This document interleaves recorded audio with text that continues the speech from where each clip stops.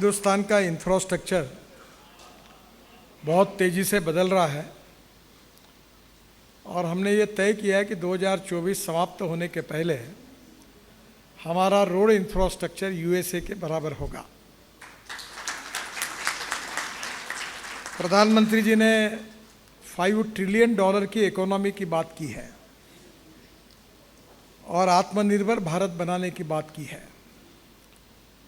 मैं अक्सर American president John F Kennedy को कोट करता हूँ, जिन्होंने कहा था कि American roads are not good because America is rich, America is rich because American roads are good. और मुझे लगता है कि आप सबका रोल बहुत महत्वपूर्ण है। हमारे देश को एक वर्ल्ड की सुपर इकोनॉमिक पावर बनानी होगी तो इंफ्रास्ट्रक्चर अच्छा करना होगा, water, power, transport and communication. Without infrastructure we cannot get industry and capital investment. Without industry and capital investment, we cannot create employment potential. And without creating employment potential, we cannot eradicate poverty. So making good infrastructure is very important. It is not only important for the country in the view of development, but it is important as far as we need to generate more jobs in the country.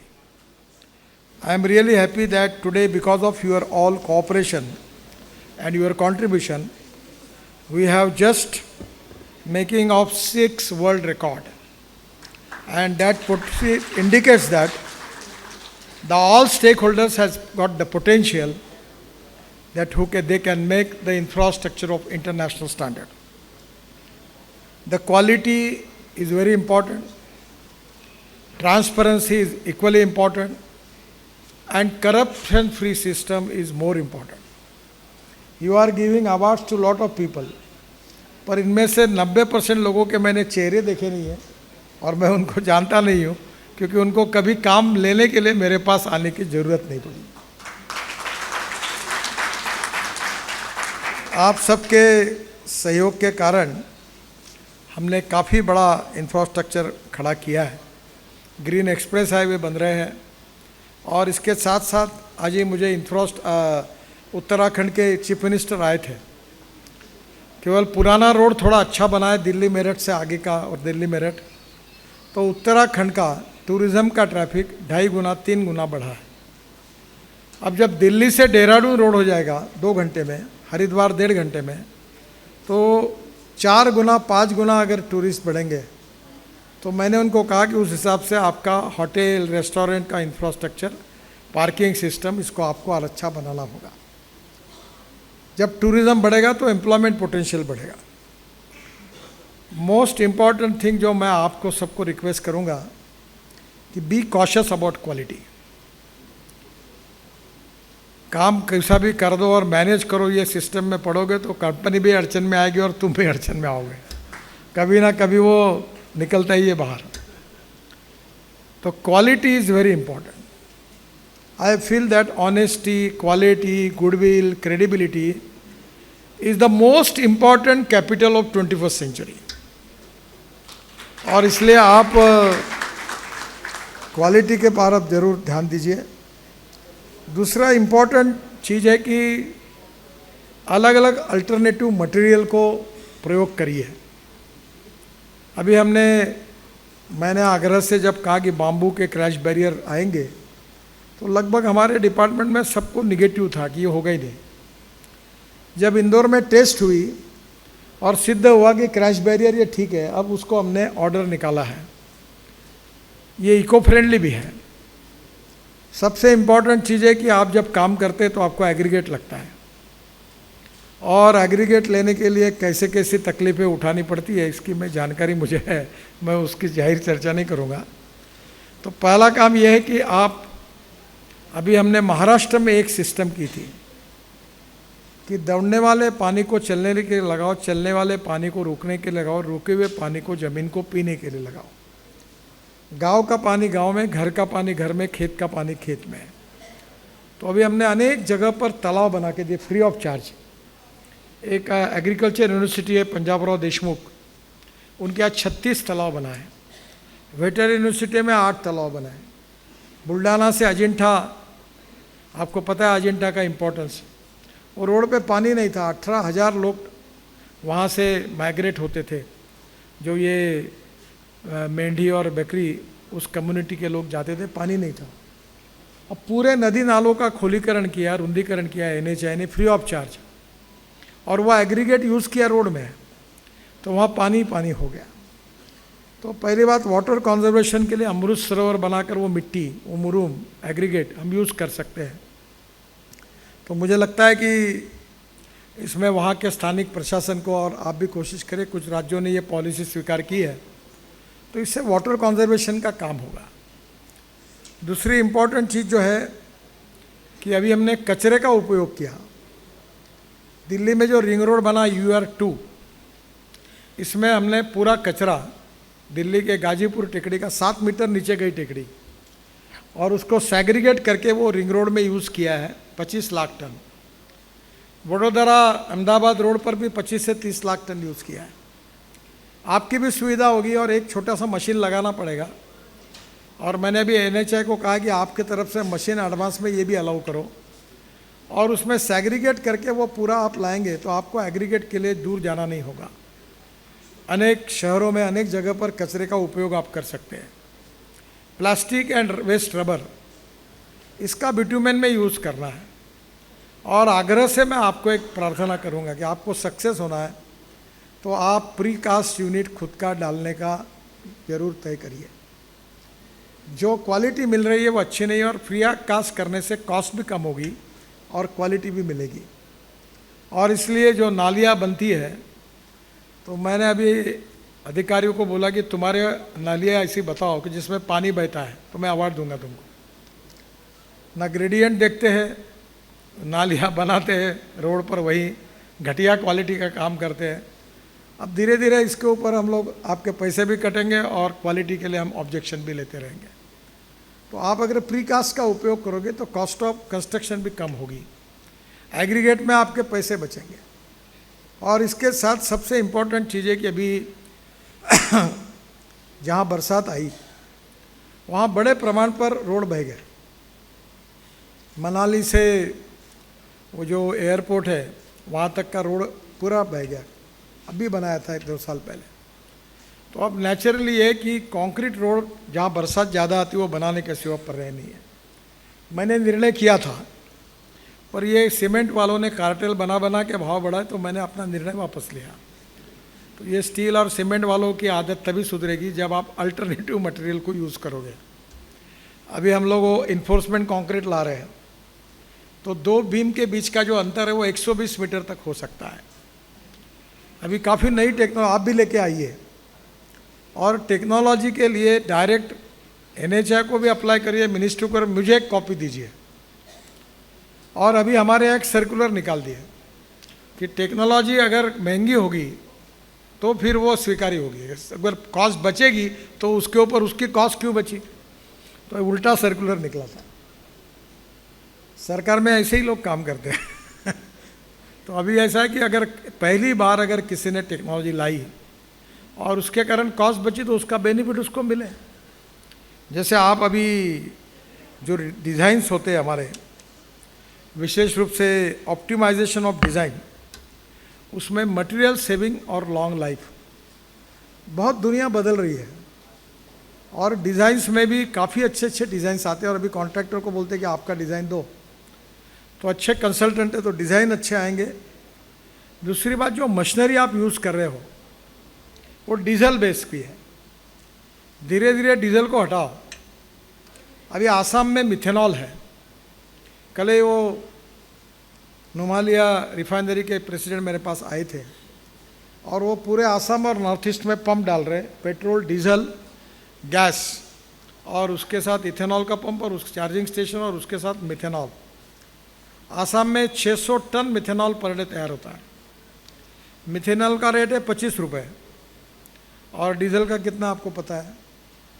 और methanol वहाँ available है, और अशोक लेलैंड ने methanol 100% use करने के truck launch किए। मैंने बंगलोर में किया, और बसेस जो है बंगलोर में 20% डीजल में मिथेनॉल डाल के सक्सेसफुली पायलट प्रोजेक्ट सक्सेसफुल हुआ। तो मिथेनॉल को अल्टरनेटिव नॉर्थ ईस्ट में आप जरूर लाइए। सीएनजी और एलएनजी पर अभी एलएनजी के स्टेशन आ रहे और एक ट्रक 1600 किलोमीटर चल सकता है। तो जहाँ 100 रुपये का डीजल लगता है वहाँ 50 रुपये का एलएनजी और 60 रुपये का सीएनजी बचेगा आपकी प्राइस। दूसरी बात, इलेक्ट्रिक और हाइड्रोजन पर भी अभी इक्विपमेंट आने लगे हैं। इस बार के मशीनरी जो आई थी उसमें बड़े प्रमाण पर काफ़ी कंपनियों ने बड़े बड़ी क्रेन्स इलेक्ट्रिक पर लाई और वो दिन अब दूर नहीं है। थोड़ी कीमत अभी ज़्यादा है। इलेक्ट्रिक ट्रक आ रहे हैं। जेसीबी ने बीच में आज उनको अवार्ड मिला। इन्होंने एक प्रयोग किया कि मेरे आग्रह पर सीएनजी और डीजल 50-50 एक किया था, उनको काफ़ी ऑर्डर मिले।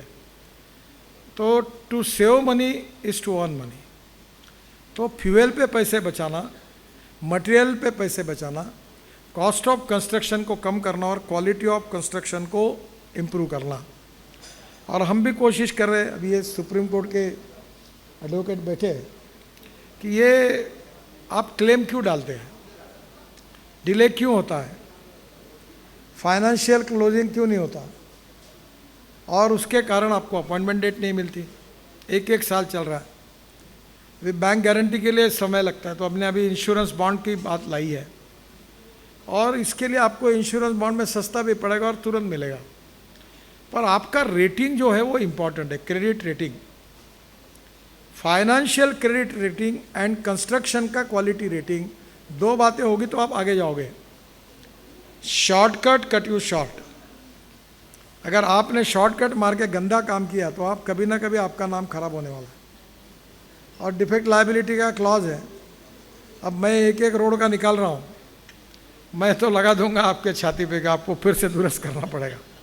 आई am not going to compromise with the quality because these are the asset of our country. Bharat की जनता इसकी मालिक है। और इसलिए मेरा आपसे सुझाव है कि टेक्नोलॉजी के साथ, कॉस्ट कम करने के साथ, क्वालिटी के साथ कॉम्प्रोमाइज़ नहीं करना है। और कामों की कोई कमी नहीं है। मैं जो फाइनेंशियल मॉडल को काम करता हूँ, कोई पैसे की कमी नहीं है। अभी हमारे टोल का इनकम 1,40,000 करोड़ होगा 24 एंड में, और हम रोड को मॉनिटाइज कर रहे हैं। और मैंने अब तय किया कि बड़े लोगों के पैसे से रोड नहीं बनाएंगे, गरीब लोगों के बनाएंगे। तो मुंबई स्टॉक एक्सचेंज में इन्विट बॉन्ड को हमने लॉन्च किया। 10 दिन का टाइम था और 10 दिन के बाद बेल बजाकर मैं उसको क्लोज करने के लिए मुंबई स्टॉक एक्सचेंज जाने वाला था। पहले ही दिन 7 घंटे में हमारा bond issue 7 times over subscribe हो गया।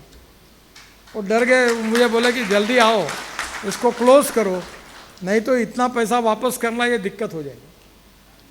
तो पैसा 2,70,000 80,000 करोड़ का बजट भी है और अब कुछ भी वायबल है। मैं वाटर रिसोर्सेज मंत्री था, मैंने मथुरा में एक प्रोजेक्ट किया। मथुरा की 80 MLD स्लज को हमने शुद्ध पानी उसका तैयार किया और 40% हाइब्रिड एन्युटी में प्रोजेक्ट किया। त्रिवेणी इंजीनियरिंग करके कंपनी, आप जानते होंगे। 40% ग्रांटी नेट गवर्नमेंट ने दी, 60% कॉन्ट्रैक्टर ने लाया और प्रोजेक्ट पूरा हुआ। और वो जो 20 करोड़ पर ईयर वो पानी हमने इंडियन ऑयल के रिफाइनरी को बेच दिया। मैं 7 साल पहले मेरी कॉन्स्टिट्यूंसी में हमारा गंदा पानी बेचने का काम करता हूँ और वो कोराडी और खापरखेड़ा के पावर प्रोजेक्ट को देते हैं। हमें कितना पैसा मिलता होगा महानगर पालिका को साल का? 300 करोड़ रुपए मिलते हैं। तो अभी ये जो कचरा आप निकालोगे इससे ग्रीन हाइड्रोजन CNG बन सकता है। ये इससे आप रोड में डाल सकते हो। वेस्ट टायर को मैंने इंपोर्ट करने की अनुमति दी है। रबर में डाल से रबराइज बिटुमिन से क्वालिटी इंप्रूव होगी। रबर पाउडर का भाव 30 रुपये किलो, बिटुमिन 50 रुपये किलो है।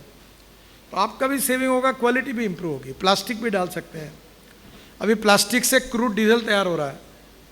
मैं ये सब प्रयोग खुद करता हूँ, मेरे पास है सब। तो मैं हवा की बात नहीं कर रहा हूँ। और अभी 3 महीने के बाद मैं उसको हार्वेस्टर में यूज़ करने की कोशिश कर रहा हूँ डीजल के बजाय। आप भी ये प्लास्टिक से अगर आपने ये डीजल बनाने का काम शुरू कर दिया तो आपके पूरे कंस्ट्रक्शन इक्विपमेंट उस पर चलेंगे। 50% वो और 50% डीजल लिया तो भी चलेगा, 100% चल सकते हैं। तो बहुत पैसा बच जाएगा। तो कॉस्ट ऑफ कंस्ट्रक्शन बचाने के लिए जैसे इंटरेस्ट कॉस्ट इम्पॉर्टेंट है, वैसे मटेरियल कौन सा यूज़ कर रहे हैं वो भी इम्पॉर्टेंट है। और इसलिए ये जो टेक्नोलॉजी का उपयोग, प्रीकास्ट का उपयोग मैक्सिमम, हमारे एग्रीगेट में म्यूनिसिपल वेस्ट का उपयोग सेग्रीगेट करके, और वेस्ट जो है, waste to wealth and knowledge to wealth is the future. Innovation, entrepreneurship, science, technology, research, skill and successful practices, we name it as knowledge and conversion of knowledge into wealth is the future. तो technology दुनिया से लाइए, joint venture करिए। अभी हम लोग bus port बना रहे हैं, अभी हम लोग 260 रोप वे, केबल कार, फेनाकुलर रेलवे बना रहे हैं, काफ़ी पोटेंशियल है। मेक इन इंडिया और मेड इन इंडिया का कॉस्ट कम हो जाएगी। हम लॉजिस्टिक पार्क बना रहे हैं, अभी मैं इलेक्ट्रिक हाईवे बना रहा हूँ। एक कंपनी के साथ बात हुई है, ये जो UER2 है, यहाँ से शुरू करके दिल्ली द्वारका एक्सप्रेस हाईवे से डायरेक्ट जयपुर तक, और उसमें ट्रॉली बस चलाने की बात कर रहा हूँ। और जो टिकट रेट है वो 30% डीजल बस की तुलना में कम होगा, और बिजनेस क्लास जैसी सीट होगी, और हाथ में हवाई जहाज में जैसी सर्विसेज मिलती है, चाय कॉफ़ी तक वो मिलेगी, और 30% टिकट कम हो गए वहाँ जाएंगे। तो आप सब लोग जो करते वो करोगे तो कंपटीशन होती, और मैं तो चाहता हूँ कंपटीशन हुए। जिस दिन तक कॉन्ट्रैक्टर एक दूसरे के कपड़े नहीं फाड़ेंगे तब तो हमारा फायदा कैसे होगा। तो वो ज़माना चला गया NHI और हमारे डिपार्टमेंट में कि वो मैनेज कर लो, 5 स्टार होटल में मीटिंग करो, एक तू भरेगा, एक तू भरेगा, एक मैं भरूंगा वाला रहा नहीं। क्योंकि मैंने इतने लोग क्वालिफाई कर दिए, जो 25-30 संख्या थी वो 650 तक गई। अब इतने कॉन्ट्रैक्टर बन गए, तो और वो भी टेंडर हो गया है, और इसलिए अब कोई टेंडर मैनेज होने वाला नहीं है। तो कॉस्ट ऑफ कंस्ट्रक्शन को कम करके आप टेंडर जीत सकते हैं। और इसलिए मेरा आपसे अनुरोध है कि टेक्नोलॉजी जो भी वर्ल्ड में बेस्ट प्रैक्टिसेस है उसको ले आओ, जॉइंट वेंचर करो। और वो हमारा एक इंडिपेंडेंट इंजीनियर है, उसका नाम मैंने डिपेंडेंट इंजीनियर रखा है। बहुत से हमारे सिस्टम के प्रॉब्लम में समझ गया हूँ। DPR वालों को तो 302 लगाने की बात मेरे मन में आ रही है, आप में होगे कोई तो याद रखना। सब देश के एक्सीडेंट उनके कारण होते हैं। इतने गंदे, घर में गूगल पे बैठ के रोड के डिज़ाइन, रोड तैयार करते हैं। अभी मैं प्रोजेक्ट मैनेजमेंट कंसल्टेंसी का ला रहे कि वो एक ही व्यक्ति सब प्रकार का काम करेगा। मैं मुंबई पुणे एक्सप्रेस हाईवे जब मैंने बनाया था तो 11 PMC थी। वो एक्सप्लोजिव लाइसेंस से लेकर, फॉरेस्ट इन्वायरमेंट परमिशन से लेकर, अलाइनमेंट से लेकर, सुपरविजन तक, डिज़ाइन तक, एक ही काम उनने किया। टोटल प्रोजेक्ट कॉस्ट में उनको 2.5 से 3% दिया था। मुंबई पुणे एक्सप्रेस हाईवे का टेंडर, उस समय धीरू भाई थे अंबानी, उनका टेंडर की कॉस्ट थी 3600 करोड़, यानी आज के 40,000 करोड़। और मैंने जब कॉस्ट आई तो 3 टेंडर आए थे, वो सबसे लोएस्ट थे। वो लीगली वो बोलते थे कि भाई मेरे को मिलना चाहिए, मैंने नहीं दिया और आपकी कॉस्ट ज़्यादा है। और हमने MSRDC, जिसका आज एक आपने समृद्धि महामार्ग के लिए प्राइज़ दिया, वो MSRDC की मैंने स्थापना की, और मेरे पास 5 करोड़ रुपए थे केवल, और कैपिटल मार्केट से पैसे खड़े किए, और 3600 करोड़ का काम 1600 करोड़ में मुंबई पुणे एक्सप्रेस हाईवे पूरा हुआ। तो आज का 20,000 करोड़ का सेविंग है। अभी जोजिला टनल पर हमने 12,000 करोड़ की एस्टिमेट कॉस्ट अप्रूव कर दी थी। 4 बार टेंडर हुआ था, साल भर हम बैठे, मैं भी उसमें डिटेल इंटरेस्ट लिया। ये एसोसिएम करके दिल्ली में उनके साथ सेमिनार होते रहते थे, और हमने उस पर अध्ययन करके उसके नॉर्म्स में चेंज किया, कंपटीशन की। कुछ लोग बहुत होशियार है हमारे यहाँ। एक जगह तो ऐसा ही है कि काला कोट पहने होगा उसी को टेंडर मिलेगा, इतना ही लिखना बाकी रहा। तो मैंने कहा कि जो टनल इरिगेशन के लिए बनाता है वो रोड के लिए क्यों नहीं क्वालिफाई होगा? जो रेलवे के लिए बनाता है वो रोड के लिए बनाता है, वो रेलवे के लिए, रेलवे वाला दोनों क्वालिफाई इरिगेशन के लिए। और जब 8-8, 10-10 कंपनियाँ क्वालिफाई हुई, पहले तो वही 3-4 लोग होते थे। वो बोलता था 5 टनल आ रही, एक तुम ले लो, एक मैं लेता हूँ, मैं तुमको सपोर्टिंग दूंगा, ऐसे ही होता था। अब नहीं हुआ, और हमारी कॉस्ट 5,000 करोड़ बच गए जोजिला टनल में, 5,000 करोड़। और क्वालिटी भी अच्छी है, और काम भी अब 65-70% हुआ। तो मुझे ऐसा लगता है कि आप ज़रूर कमाइए। देखो, आपने कमाई करना ही चाहिए, जो बिज़नेस में तो कमाई करनी चाहिए, पर क्वालिटी अच्छी बनाए और अपने कंपनी का नाम भी अच्छा करें।